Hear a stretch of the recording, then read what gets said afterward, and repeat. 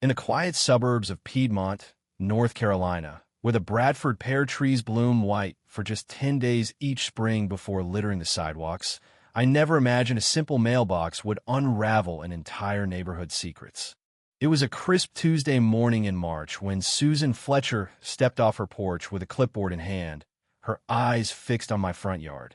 I'd seen her at a couple of community barbecues over the years, always the type who took her role as architectural review chair seriously, enforcing the rules with the precision of a school principal. But that day, as I walked my dog Max along the grass verge, she approached with a purpose that spelled trouble.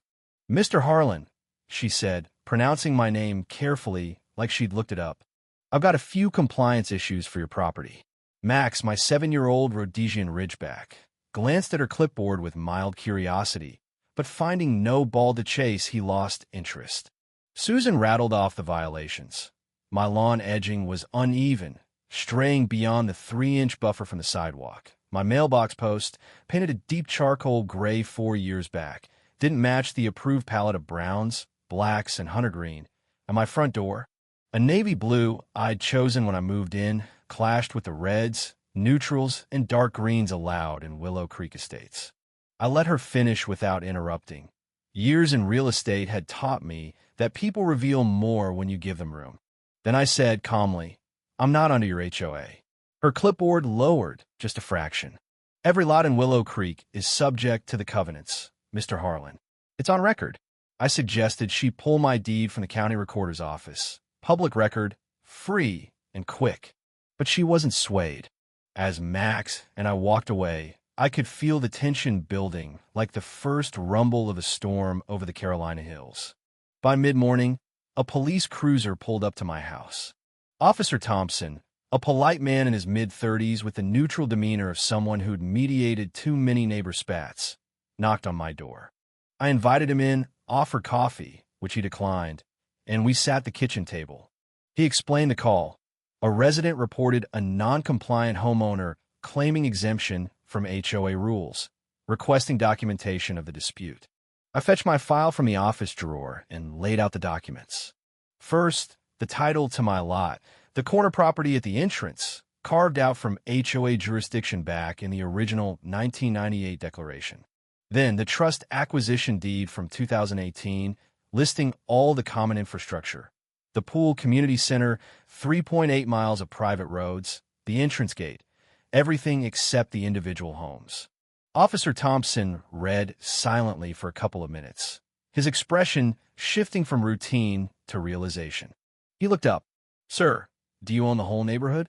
I pointed to the asset schedule. "The infrastructure, yes. The homes belong to the owners, but the rest is mine." He radioed dispatch with a mix of awkwardness and respect, then asked if I had a message for the HOA. "Tell them to read their license agreement," I said. He noted it down and left, leaving me to ponder how a gray mailbox had just cracked open a 6-year oversight. That afternoon, I called Emily Carter, my attorney since 2016. She'd handled my early rental investments in the Charlotte area and structured the big purchase in 2018. The architectural chair called the cops on me over my mailbox, I told her. There was a pause, then she laughed, not mockingly, but at the absurdity. "This is it, John. The moment we've been waiting for. I've been patient for years, watching the HOA spend homeowner money on my property without a word. Now, with a police visit as the spark, it was time to act. To understand how we got here, you have to go back to February 2018. A bankruptcy trustee had listed the common assets of Willow Creek Estates for $2.3 million. Pool, center, roads, gate, all bundled in a holding company from the developer's estate. I'd spotted on a liquidation alert service I subscribed to, drove out that weekend to inspect, and closed the deal a month later. The HOA president at the time, Henry Caldwell, signed the license agreement on April 3rd without haggling. He understood it. They could use the facilities, pay a nominal fee, but no major changes without my written consent. Then Henry moved to Florida in June 2021, taking the knowledge with him. For boards and 14 members later, not one had checked the county deeds. They'd renovated my pool in 2021 for $340,000, resurfaced my roads in 2022 for $180,000, added 1,400 square feet to my community center in 2023 for $156,000, and upgraded my entrance gate in 2024 for $95,000. All funded by $771,000 in assessments from 340 families, all on my land, all without asking. I'd lived 400 feet away the whole time, watching from my morning walks with Max. Emily had sent a warning letter in July 2023 after spotting the center expansion, but the HOA's reply was under review, and they kept building. The gate went in months later, even after notice. Was it negligence or arrogance? That's the question that kept me up. How could responsible people ignore public records? Emily assembled the full chain of title. Evergreen Builders had developed Willow Creek in 1997, splitting homes under HOA covenants from infrastructure in a separate LLC for revenue. They ran it for 20 years, charging minimal fees, then went bankrupt in 2017. I bought the assets through my John Harlan Property Trust.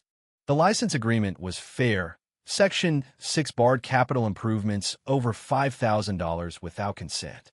Henry had asked about it specifically, then left without briefing anyone. The subpoena for HOA records revealed the depth of the failure. Board minutes showed approvals as routine HOA infrastructure maintenance, but they owned nothing but governance rights and a bank account. Emails from July 2023, after Emily's letter, showed board members like Margaret Ellis and Paul Rivera questioning it, but President Robert Hayes assured legal is handling it. They finished the center and approved the gate anyway. Willful blindness? Or just groupthink in a volunteer board? It sparked debates in my mind about accountability in communities, how assumptions become facts when no one challenges them.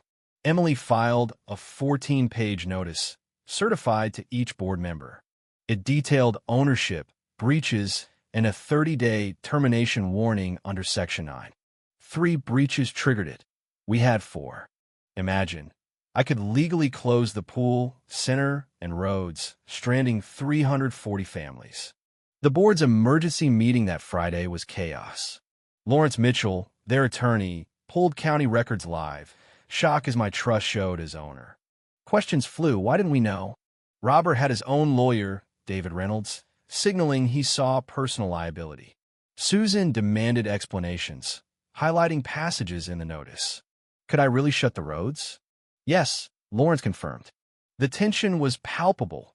Families' daily lives hung on a forgotten document. Susan came to my door Saturday, apologetic about the police call. I didn't know who you were, she said.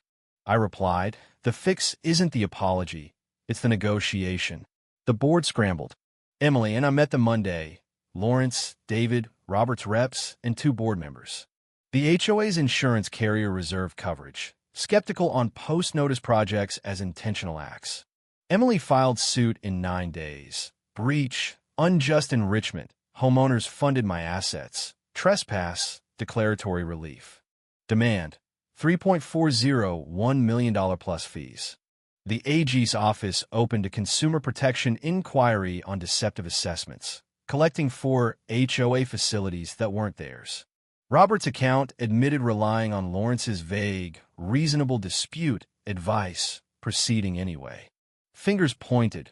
Robert blamed counsel. Lawrence said it was preliminary. High drama in negotiations, parallel tracks, accusations flying. After 6 weeks, settlement. $2.706 million. Restitution, $771,000. Retroactive fees, $720,000. Damages, $340,000. Punitives, $875,000. $275,000 from Robert personally. The amended license was key.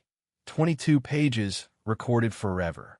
Expanded consents, annual reviews, signed acknowledgments, $85 per household fee. No more amnesia. Robert was voted out 287-18.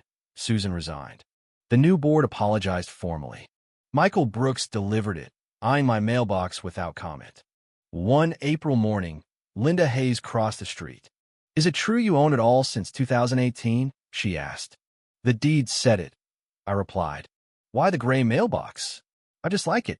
She laughed, the absurdity lightening the air. Willow Creek hummed on. Pool opening, center bookings, roads traveled. But now everyone knew the ground beneath.